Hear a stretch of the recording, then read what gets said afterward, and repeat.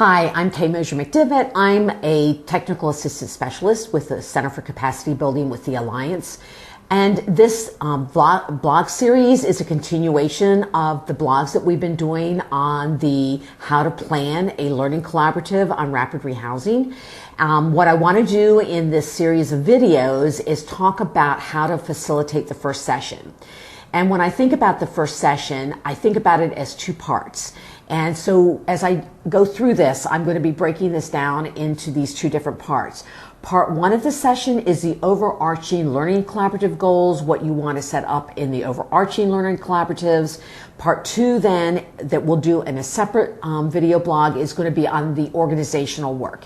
Remember, this is a working session. Everything that happens during the session is a lot of work that is being done by the participating organizations. So as we go through this, we're going to refer to a number of activities. We'll go through each activity separately so that you'll be aware of what those activities are and be able to think through them as you plan your session and plan to facilitate your first session.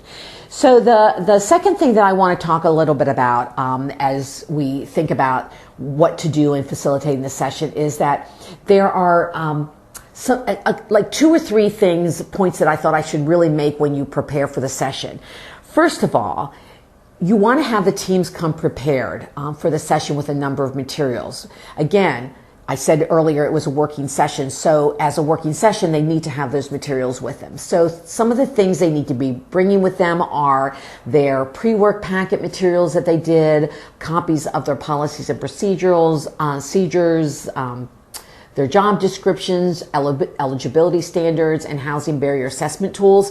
And we also suggested that people bring them in hard copy as well as download them on a laptop. We asked each organization to bring a laptop with them because we thought that as they work on these different pieces of materials in their program during the day, they're able to actually look at them on site. They could actually go into their laptop, make changes, or indicate where they want to make changes. The second thing in getting ready for the session is that you as the facilitator need to come with a number of things. And so some of the things we took with us, and we didn't necessarily use them all, but I think it's important to have them because everybody plans and does work in different ways. We had lots of flip charts. We had enough flip charts that each of the organizations would have one to work with. We had a variety of markers in different colors because there's people that can think better when they write things down in different colors. We had a lot of highlighters so that if they had their written policies and procedures or their written job descriptions with them and they wanted to make changes, they could highlight areas. We also brought red pens because we thought red pens is a good way to mark things up and say this is something where we really need to pay attention to in our tools. So, and then Post-it notes. I like to call them stickies, but your Post-it notes, because as people could also make Post-it notes on their things as we went through the course of the day. And then I think one of the other things is that you may also want to have a good, clear training PowerPoint that lays out the activities, lays out what you want to accomplish, because as we found out, some people are very visual, and so being able to hear what you need them to do during the working session and also be able to look at it through a PowerPoint was very useful.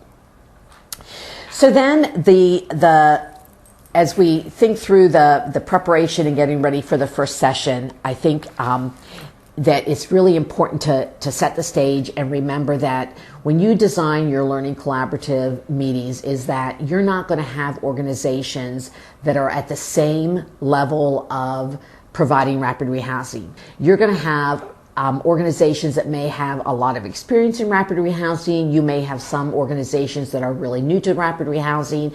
And I would also say that, the assumption is because organizations apply to be part of the learning collaborative that everybody is really bought into it and really wanting to work on this model. But be prepared for having to change up your session because it could be that there's an organization or a few organizations that really aren't on board with where they want to be or where you expect them to be with rapid rehousing, and you may have to just sort of jump back on your agenda and spend more time on certain activities and less time on others. Well, we created an agenda and sort of identified specific amounts of time that we thought we would spend on each item. we realized you had to be very fluid and flexible with that agenda and the time on each item. It's driven by the experience and expertise of the participants and how much work they want to do in a particular activity. It's also driven by the size of your learning collaborative. In the Virginia model of the learning collaboratives, we actually had 7 different learning collaboratives that ranged from 3 participating organizations to one that had 7 participating organizations. And so when you have a larger learning collaborative with a lot more people, a lot more teams, when you're doing your debriefing activities, when you're doing some of your planning in groups, of larger groups, then it's going to take a little bit more time. So just be really fluid and flexible as you go out throughout your day. In each one of these parts, there are some specific activities. And so what we're going to do now is I'm going to talk about each activity separately, and we're going to go through thinking through each activity, how to do each activity, and then when I'm done with that activity, I'll move on and talk about the next activity. My name is Kay Moser McDivitt, and I've been sharing the activities and resources that you need to facilitate the Learning Collaborative Session 1.